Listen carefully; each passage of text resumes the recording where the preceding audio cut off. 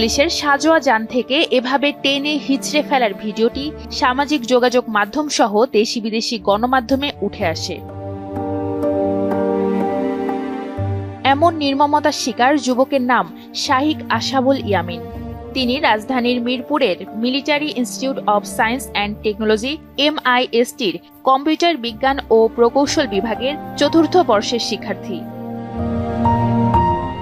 সরকারি চাকরিতে কোটা সংস্কার আন্দোলনকে কেন্দ্র করে সাভারের পাকিজা মডেল মসজিদের কাছে ঘটনাটি ঘটে গত 18 জুলাই। 17 জুলাই ইয়ামিন বিশ্ববিদ্যালয়ের হল বন্ধের নির্দেশনা পেয়ে বাড়িতে চলে আসেন। তবে ইয়ামিন বিচলিত ছিল তার বন্ধুদের নিরাপদে ঘরে ফেরা ও আন্দোলনে গিয়ে হতাহতের শিকার বন্ধুদের সুচিকিৎসা নিয়ে। 18 জুলাই জোহরের নামাজের পর আহত বন্ধুদের দেখতে সাভারের ব্যাংক টাউনের বাসা থেকে বের হন ইয়ামিন। তারা গুলি করছে, আমার ছেলে আহত হয়েছে, কিন্তু এরপরে তাকে জীবন্ত অবস্থায় ওইটার উপর নিয়ে ওরা একটা প্যানিক সৃষ্টি করছে, ওই ট্যাঙ্কের উপর নিয়ে ঘোরাইছে।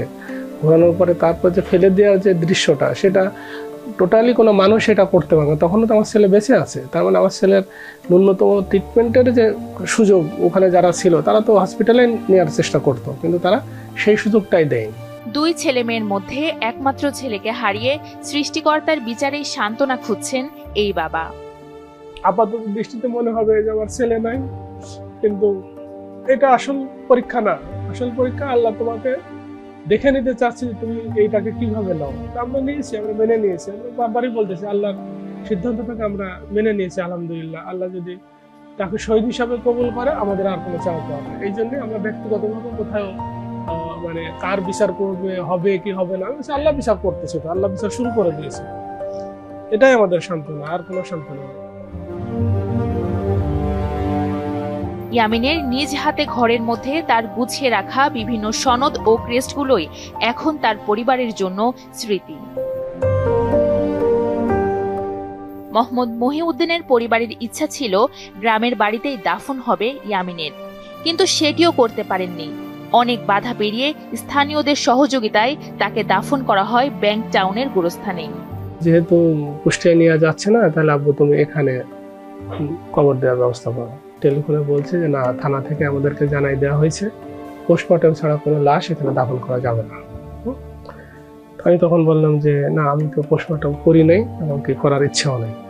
ব্যাংক টাউন সোসাইটির আবাসিক কলোনিতে ইয়ামিনের কবরে একটি তুলসী গাছ এবং একটি ফুলের চারা লাগিয়েছেন তার মা। কলোনির ভেতরেই কেন্দ্রীয় শহীদ মিনারে ইয়ামিনের ছবি দিয়ে একটি ব্যানার টানিয়ে রাখা হয়েছে। বিএনপি সহ বিভিন্ন রাজনৈতিক দলের নেতা এবং অন্যরা ইয়ামিনের প্রতি শ্রদ্ধা জানিয়ে ফুল দিচ্ছেন। বাবার কাঁধে সন্তানের লাশ যে কতটা ভারী, সেটা হয়তো সন্তান হারানো বাবা ছাড়া কেউ বোঝে না। বাবার ভাষায় ইয়ামিন ছিলেন বাবার মতোই মেধাবী ও প্রতিবাদী। ইয়ামিনের ইচ্ছা ছিল পছন্দের কম্পিউটার বিজ্ঞান ও প্রকৌশল বিষয়ে পড়া শেষ করে উচ্চশিক্ষার জন্য পাড়ি জমাবেন দূরদেশে।